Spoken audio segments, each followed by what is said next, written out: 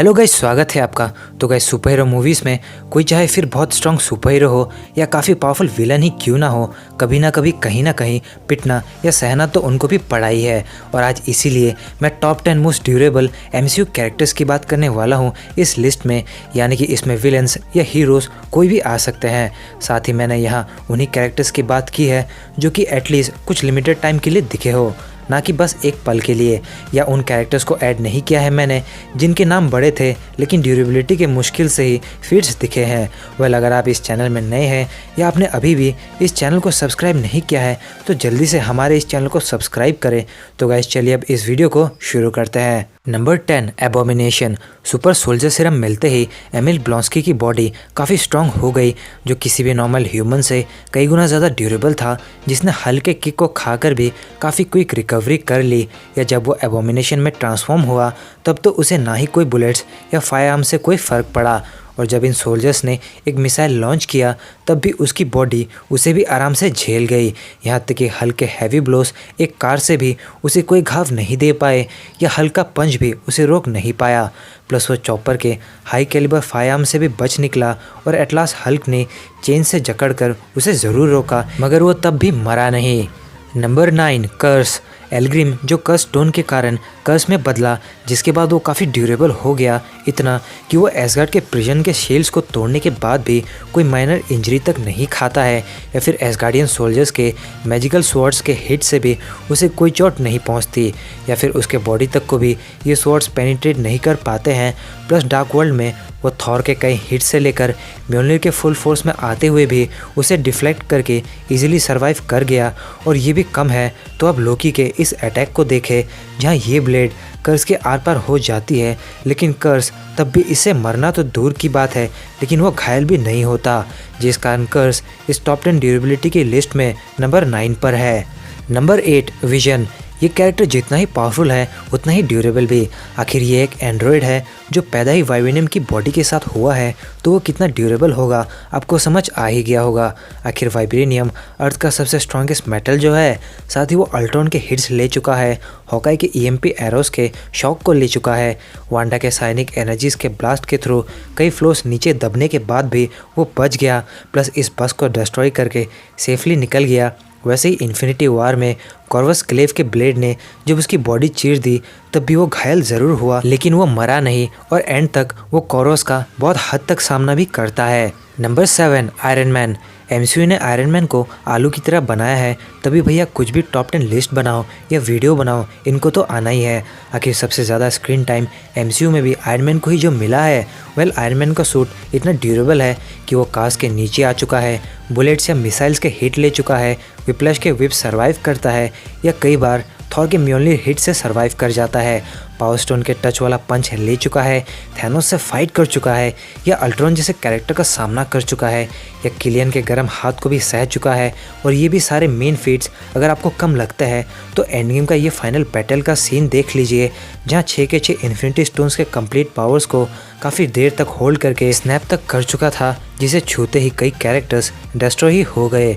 जिस कारण आपको आयरन मैन का इस नंबर पर होना सही लगे या ना लगे, मगर वो बिल्कुल इस पोजीशन का हकदार है। Number 6, Surtur. Fire demon Surtur बिना इटर्नल फ्लेम के पावर्स के और अपने वीक फॉर्म में भी बहुत ज़्यादा ड्यूरेबल था, जो ओडिन से हारने के बाद भी थॉर को टक्कर देता है अपने वीक फॉर्म में भी। साथ ही उसने कई सारे थॉर के हिट्स लिए, जहां थॉर के पास कुछ और नहीं बल्कि म्योल्निर था, जिसकी पावर्स और स्ट्रेंथ आपको तो पता ही है।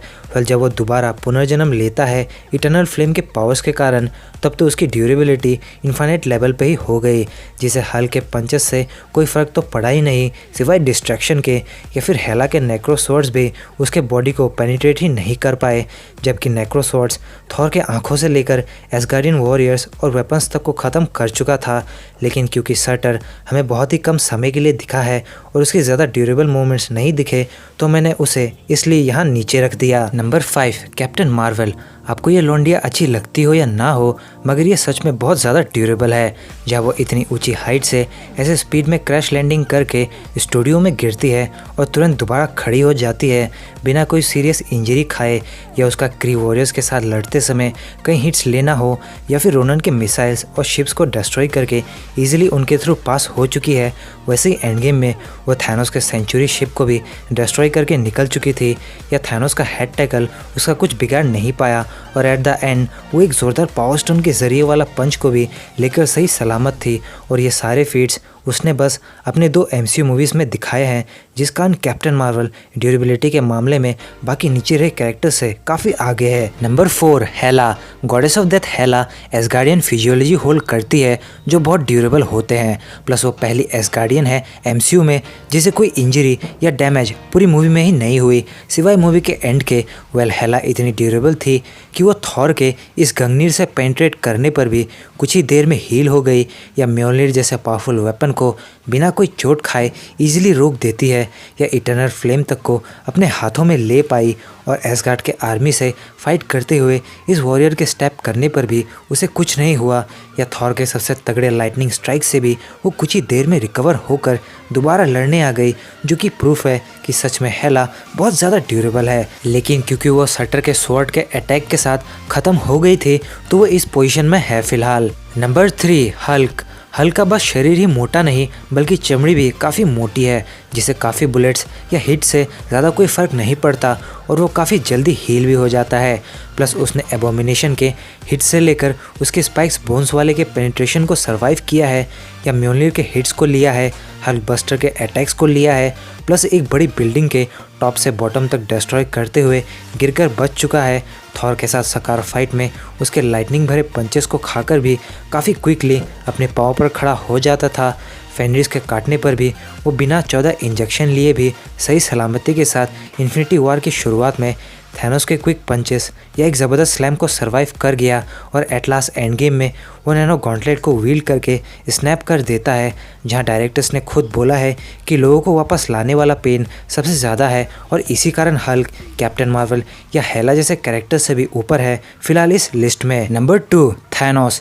थैनोस एक इटर्नल और डेवियंस का कम्बिनेशन है, जिस कारण उसकी ड्यूरेबिलिटी काफ़ी स्ट्रॉन्ग है, तभी तो वो टेसरेक्ट को क्रश कर चुका है अपने नेकेड हाथों से, स्पेस स्टोन को नेकेड हाथों से भी छू चुका है, इस बड़े पिलर के हैवी वेट को सर्वाइव किया है, डॉक्टर स्ट्रेंज के स्वॉर्ड ऑफ विशांति को अपने हाथों से पकड़ चुका है, नेब्यूला के फुल स्पीड में आए शिप के हिट को लेता है, आयरन मैन के माइक्रो मिसाइल्स ब्लास्ट, फुट क्लैम, कई हिट्स पंचेस के साथ कंप्लीट हुए इन्फिनिटी गॉन्टलेट को होल्ड करता है, और इसके बाद भी वो स्टॉर्मब्रेकर के लाइटनिंग ब्लास्ट और उसके थ्रू अपनी छाती चिरवा कर भी स्नैप कर देता है, जिससे बस उसके हाथों को डैमेज हुआ, और तब भी वो एक बार और गार्डन में दोबारा स्नैप करके जिंदा बच गया, जो उसकी ज़बरदस्त ड्यूरेबिलिटी को शो करता है।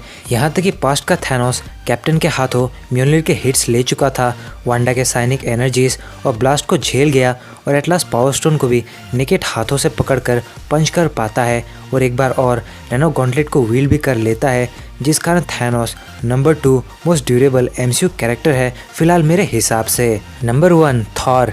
थॉर बिना गॉडलाइक पावर्स के डिस्ट्रॉयर के हिट से नहीं मरा, गंगनीर का एनर्जी ब्लास्ट सर्वाइव किया, हल्के पंचेस या ज़बरदस्त स्लैम से खरोच तक नहीं आई उसे, आयरन मैन के रिपल्सर्स और यूनिबीम्स के फुल फोर्स से कुछ नहीं हुआ, कर्स के हाथों डार्क वर्ल्ड में कुटाई हो चुकी है उसकी, प्लस डिप्रेशन मोड में थैनोस के किक्स या हैवी ब्लोस और स्लैम्स को झेल गया। हेला जैसी स्ट्रॉन्ग वॉरियर के सामने मरा नहीं, भले ही अपनी आंखें फोड़ लिया हो। वहीं थॉर को थैनोस के पावर स्टोन के टच से ज़्यादा कुछ नहीं हुआ, बस हल्का सा सर दर्द हुआ, जो भी उसके सर से हटते ही वो तुरंत ठीक हो गया, जो बहुत स्ट्रॉन्ग फीट है।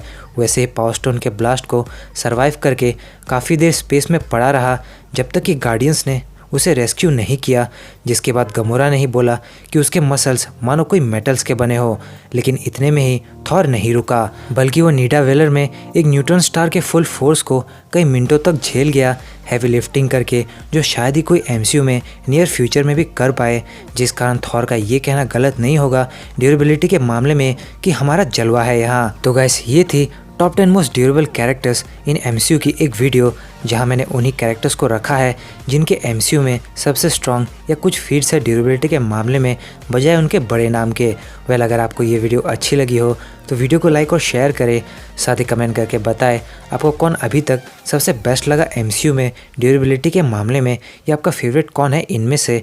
और ऐसे ही ऑसम और इंटरेस्टिंग वीडियोस देखने के लिए हमारे चैनल को सब्सक्राइब करके बेल आइकन को ज़रूर प्रेस करें, या मार्वल डीसी कॉमिक्स कंटेंट्स के लिए कॉमिक्स के चैनल को सब्सक्राइब करें जिसकी लिंक डिस्क्रिप्शन में है।